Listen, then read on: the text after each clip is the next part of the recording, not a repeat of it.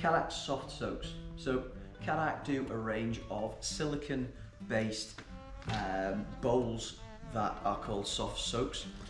They fold flat in storage, you can squash them, put them away, take up hardly any space at all.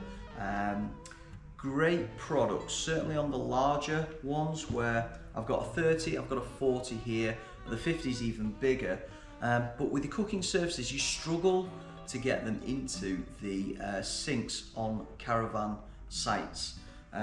Also, some of the sites will say no barbecue equipment allowed in the cleaning areas, so you don't get the ability to do that. However, stick some fairy liquid into one of these and some warm water, stick the cooking surface in like I've got here, so this one's for the 2-cook Pro. We've got the cooking surface there, we've got the soft soak.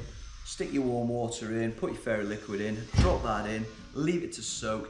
It will lift the cooking fat off there, any residue that's on there, just soften it, leave it overnight, give it a clean off the following morning, stick your cooking surface back on your CADAC, ready for the cooking later on that day. We also do a soft soak brush that comes in like a little bit of a shoe shine really. Comes in its own little plastic container tub.